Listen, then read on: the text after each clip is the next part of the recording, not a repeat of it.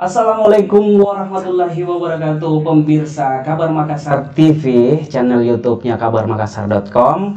Hari ini saya Al-Amin Dursan, tidak sendiri karena di sini di studio lagi ramai. Halo semua. Kita kedatangan tamu dari mahasiswa Ilmu Komunikasi Universitas Muslim Indonesia. Tepuk tangan dulu dong. Oke. Terima kasih banyak seramai-ramai sudah datang di studio kami, dan saya panggil satu narasumber kami atas nama Muhammad Alwi, ya betul ya? Ya betul. Langsung saja mungkin mewakili dari teman-teman mahasiswa Ilmu Komunikasi, langsung kita berbincang-bincang terkait tema kita hari ini, yaitu tantangan mahasiswa milenials ya. Nah, seperti apa bincang-bincang kita, terus ya saksikan di channel YouTube-nya Kabar Makassar TV. Jangan lupa nih teman-teman ya, jangan lupa subscribe, like, komen, dan share ke teman-teman yang lainnya, biar kita mendapatkan informasi yang sangat penting di sini. Oke, langsung saja kita sapa. Apa kabar nih Muhammad Alwi? Alhamdulillah baik, sehat, semangat. Alhamdulillah. Nah, sekarang aktivitasnya sebagai mahasiswa, ini boleh dibilang ya mahasiswa, ini semester berapa sekarang? Kami sekarang mahasiswa di semester 5. Semester 5 ya, ya. Ilmu Komunikasi. Ilmu Komunikasi UMI. UMI, oke. Nah, bisa dibilang Alwi dan teman-temannya ini adalah mahasiswa apa ya? Corona ya. Ya. ada tapi tak terlihat. Ada tapi tak terlihat. Iya, bagaimana? Horor banget. Coba dijelaskan aktivitasnya apakah di sebagai mahasiswa milenials, coba. Ya, kami di mahasiswa Ilmu Komunikasi UMI angkatan tahun 2020 memang belum pernah offline ya, secara umum kuliahnya. Jadi aktivitas kami itu selain memasuki tugas satu kuliah, itu biasa kita kuliah online. Biasa juga ada beberapa dosen dia kuliahnya hybrid. Jadi kita beberapa kunjungan media mungkin.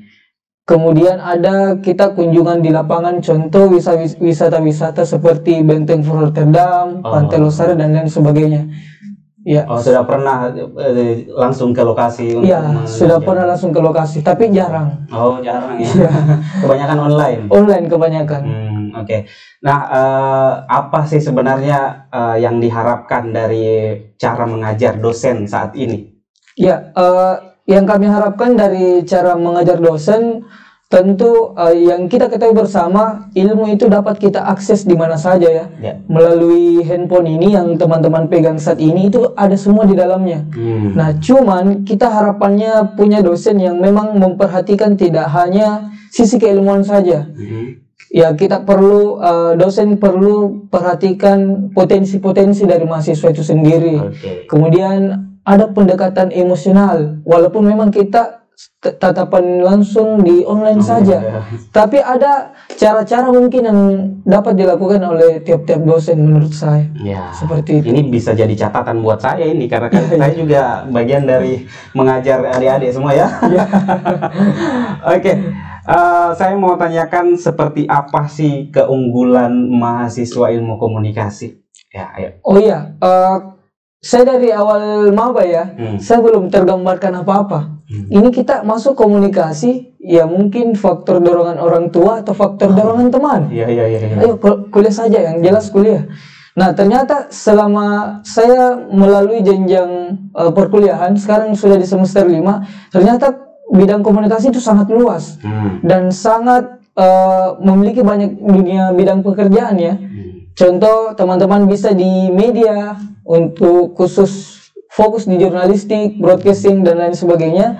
Teman-teman bisa di perusahaan, contoh di Pelindo mungkin, atau di humas hotel-hotel perusahaan, itu bisa di public relation. Nah, teman-teman juga kebetulan di tahun 2002 ini sudah memasuki panas-panasnya dunia politik mungkin. Nah, keunggulannya mahasiswa Ilmu Komunikasi itu bisa menjadi penasehat politik, karena teman-teman banyak juga yang minat di komunikasi politik, mengkaji, mempelajari teori komunikasi politik sendiri.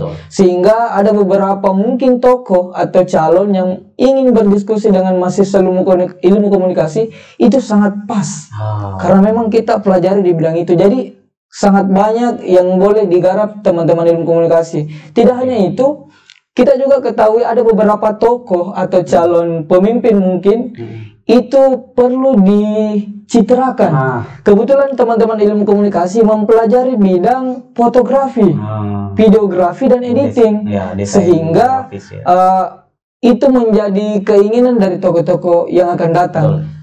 Kemarin juga saya sempat ditawari, sempat dikabari beberapa calon ya, tidak usah sebutkan namanya. Saya disuruh cari siapa anak mahasiswa ilmu komunikasi yang jago editing. Nanti dia gaji 4,6 dalam sebulan. Hanya editing saja. Editing kan kita biasa 2-3 hari sekali ya. Sangat luar biasa memang potensinya dari mahasiswa ilmu komunikasi sendiri. Nah, saya kira seperti itu. Nah inilah yang aku bilang tadi ya, potensi dari mahasiswa ilmu komunikasi itu sangat besar sekali di dunia kerja ya. Karena memang orang semakin ke sini semakin melek dengan teknologi. Dan orang yang terdepan dalam hal teknologi itu ya anak mahasiswa ilmu komunikasi.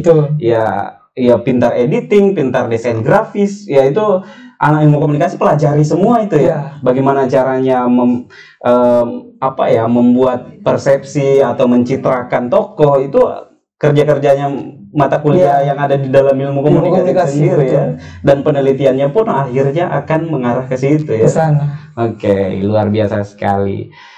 Nah, selanjutnya mungkin saya mau bertanya, mungkin ada agenda-agenda ke depan dari mahasiswa ilmu komunikasi sendiri dalam hal apa ya, kayak mungkin himpunan, himpunannya mungkin ada himpunan ya di ilmu komunikasi. Ada dong. Iya. Apa namanya?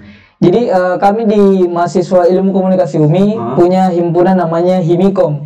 Himikom kepanjangan dari Himpunan Mahasiswa Ilmu Komunikasi UMI. Ya, jadi insya Allah dalam waktu dekat di bulan 12 kami punya agenda namanya Dimensi Komunikasi. Dimensi Komunikasi ini adalah acara tahunan yang sangat besar atau ajang bergensinya dari mahasiswa ilmu komunikasi. Karena di Dimensi Komunikasi ini kita dapatkan berbagai keilmuan, ada kuliah umum yang tentu narasumbernya sangat luar biasa, yang kompeten untuk berkompeten untuk membahas sesuai dengan bagaimana kondisi perkembangan teknologi saat ini. Kemudian kita juga di Dimensi Komunikasi ada pameran karya dari mahasiswa ilmu komunikasi, baik dari segi pemotretan ataupun karya-karya visual lainnya. Nah, kemudian untuk happy-nya kami juga biasa menyediakan bestar. Artis-artis baik itu lokal di Sulawesi ataupun artis go internasional. Seperti itu. Mau menghadirkan Agnes Monica mungkin? Ya, amin. Ya, kenapa tidak ya kalau sponsornya ada kan? Ya. Atau mengajak Kabar Makassar untuk sangat boleh. Ya. Malah kami yang ingin menanyakan hal itu. Nantilah kita berkolaborasi ya, mahasiswa ilmu komunikasi dengan Kabar Makassar.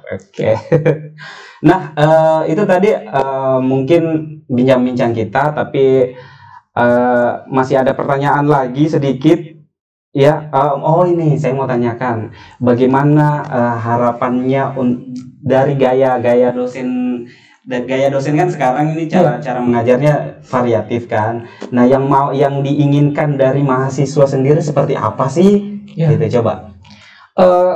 Saya beberapa dengan beserta teman-teman pernah curhat ya, istilahnya curhat. Kami sekarang sudah semester 5, dari semester-semester sebelumnya saya pernah bertanya, kira-kira efektif tidak selama perkuliahan ini? Ada sekitar 60% katanya tidak efektif, 40% efektif. Nah, ternyata yang teman-teman harapkan kita memang harus bertatap muka, walaupun tidak di kelas perkuliahan di kampus. Karena menurut teman-teman dan saya sendiri, kuliah itu bisa di mana saja. Seperti sekarang ini, mungkin di taman-taman atau di tempat-tempat wisata yang kita bisa kaji di bidang keilmuannya. Cuman yang saya sayangkan ya, saya sebagai mahasiswa di komunikasi, banyak sekarang pemuda atau mahasiswa yang cenderung tidak memanfaatkan yang namanya kecanggihan teknologi. Contoh di handphone saja, biasa kita pakai ini untuk kuliah Zoom saja. Oke. Nah, padahal ini kita bisa akses informasi yang penting dan bermanfaat. Contoh saya kalau di jam kosong ya, waktu kosong mungkin hari weekend, saya biasa buka Instagramnya Kominfo. Karena Kominfo itu ada biasa pelatihan-pelatihan di bidang komunikasi. Nah, itu teman-teman mahasiswa ilmu komunikasi yang tidak memanfaatkan. Jadi saya berharap ke depan teman-teman ilmu komunikasi kita tidak 100% menyalahkan dosen ya. Tergantung diri kita sendiri. Betul. Karena self control sikap yang kita keluarkan atau apa yang kita keluarkan itu ada di diri kita. Kita yang mengeluarkan itu. Kalau kita mengeluarkan energi positif, insya Allah ke depan kita akan dapatkan hal positif juga. Nah, saya kira seperti itu. Setuju? Setuju. Aplaus dulu dong. Aplaus dong. Luar biasa ya. Pembicara kita hari ini mewakili adik-adik mahasiswa ilmu komunikasi. Saya memang ekspektasi saya memang tinggi kalau soal berbicara tentang mahasiswa ilmu komunikasi, karena mahasiswa ilmu komunikasi itu harus komunikatif ya, harus betul-betul bisa menginspirasikan apa yang sedang terjadi gitu. Ya, Alwi ini luar biasa sekali. Ini bisa jadi Alwi ini sudah daftar ini ya, ketua himpunan kah atau apa, ketua BEM gitu? Ya, untuk sekarang teman-teman semester 5 masih pengurus biasa, anggota biasa. Tahun depan baru jadi pengurus. Jadi pengurus. Nah, doakan ya, mudah-mudahan Alwi kayaknya ada aura-aura jadi pemimpin ini ya Alwi. Amin. Oke, mungkin kalau itu kan dari harapan untuk dosen. Nah, sekarang harapan untuk mungkin mahasiswa atau sesamanya mahasiswa atau siswa-siswi dari SMA yang baru mau masuk ke perkuliahan dan kenapa harus memilih ilmu komunikasi gitu. Iya. Saya berpesan untuk teman-teman ya, saya tidak panggil adik-adik, teman-teman yang baru ingin menempuh di jenjang perkuliahan, saya sarankan kita kuliah di fakultas atau jurusan ilmu komunikasi. Karena progres atau prospek ke depan sangat luas. Karena di ilmu komunikasi kita akan mudah lebih mengenal jati diri kita. Kita fashionnya di mana, kita keunggulannya di mana, dan itu yang diharapkan. Karena teman-teman yang telah menempuh di jalur SMA SMK tentu akan terjun di dunia industri dan dunia perkuliahan. Setelah di dunia perkuliahan, kita juga ke dunia industri. Nah, alangkah baiknya teman-teman di dalam ilmu komunikasi, teman-teman akan ditempa bagaimana itu sebenarnya bidang keilmuan bahasa, komunikasi, bagaimana mengekspresikan sesuatu, sehingga teman-teman akan lebih peka terhadap dirinya. Dia tahu, oh potensi saya seperti ini yang dapat saya lakukan, sehingga kita diterjun di dunia industri itu tidak kaku lagi, malah kita jadi pilihan. Oh ini bagus. Nah, jadi saya kira seperti itu. Ayo gabung di ilmu komunikasi. Umi. Harus ada uminya. Harus ada uminya. Karena saya anak umi. Iya. Biar ada kader-kader selanjutnya. Mungkin adik-adik di sini ada yang mau bertanya? Ayo.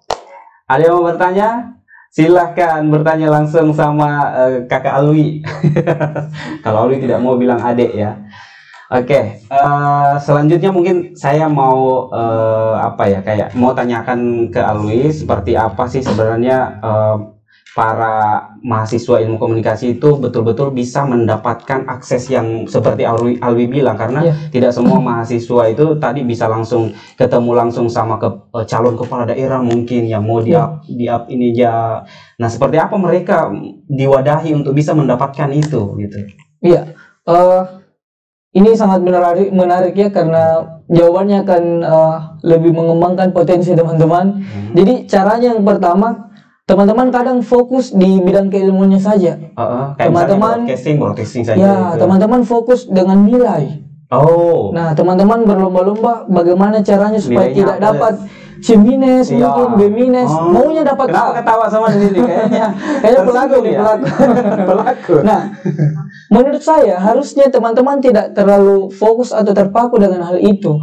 Karena saya coba sharing ya, teman-teman boleh nanti di rumahnya searching di Google apa indikator kesuksesan. Itu ijazah teman-teman ada di urutan sekian, 20 sekian.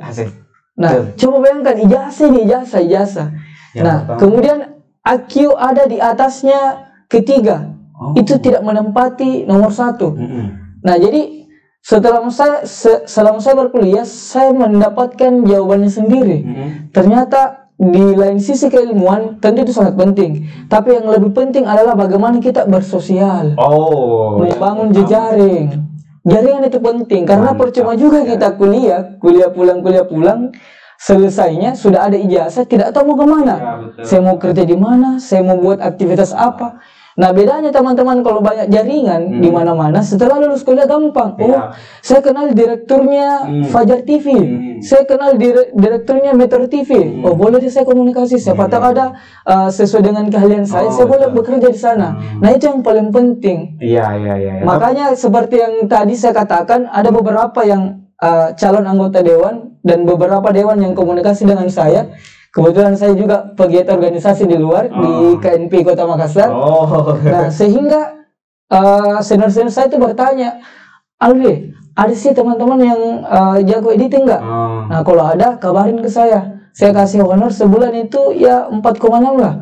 Nah, kita editing itu ya seminggu mungkin 2-3 poster. Itu seminggu. Dalam 3 bulan, 4 bulan, beberapa poster saja lumayan kan, 4,6 sudah menutupi berapa semester BPP. Jadi lumayan, ada juga uang jajannya. Sehingga memang di sisi lain keilmuan itu penting, skill dan potensi itu penting, tapi yang paling penting juga adalah jaringan, sosialisasi. Aduh, luar biasa, tepuk tangan dulu dong. Keren sekali ya, kita di sini mendapatkan, ini bisa saya bilang Alwi ini motivator ya. Bisa memotivasi kita. Saya saja langsung termotivasi dengan kata-katanya. Luar biasa. Oke, terima kasih banyak ya Alwi ya. Terima kasih. Mungkin ada kata-kata terakhir, ini bukan akhir dari segalanya ya. Kata-kata mungkin apa pesan dan kesannya mungkin untuk mengakhiri perjumpaan kita hari ini. Silakan Alwi. Saya punya pesan kepada seluruh teman-teman dan siapa saja yang mendengar ini. Saya selalu kalau di tongkrongan itu mengatakan jangan pernah melihat siapa yang menyampaikan, tapi apa yang teman-teman sampaikan. Karena banyak biasa yang kita temui orang tua mungkin atau orang dewasa yang kadang cara berpikirnya kekanak-kanakan. Begitu juga sebaliknya, kadang ada yang anak-anak yang mungkin mental atau pola pikirnya sudah dewasa, sangat matang. Sehingga jangan pernah pandang ini ya, melihat bahwa ini yang mengatakan, tidak usah bisa dengar. Itu sangat salah. Khususnya anak ilmu komunikasi. Karena kita komunikasi, apapun kita dengar, apapun kita dapat ekspresikan dengan kita pilih-pilih. Nah, jadi saya berpesan teman-teman, tetap tingkatkan keilmuan dan tingkatkan kita punya jejaring dimanapun itu, baik di lingkup kampus UMI ataupun teman-teman kampus luar. Nah, tidak hanya itu, perusahaan-perusahaan juga seperti itu, media-media mungkin seperti media yang sekarang. Terima kasih Kabar Makassar. Jadi saya mungkin akhirnya teman-teman, akhir kata kita semua sepakat bahwa tiap tempat adalah guru dan tiap orang adalah guru juga. Alhamdulillah. Amin ya. Oke, terima kasih banyak Alwi. Terima kasih. Tepuk tangan dulu dong. Teman-teman semua sudah hadir di sini. Luar biasa bincang-bincang kita hari ini. Dan terima kasih juga semua teman-teman yang sudah hadir ya dari Ilmu Komunikasi UMI, sudah hadir di studio kecil kami di kabarmakassar.com. Dan ya, perjumpaan kita ini harus berakhir juga ya, karena ada pertemuan, ada perpisahan juga.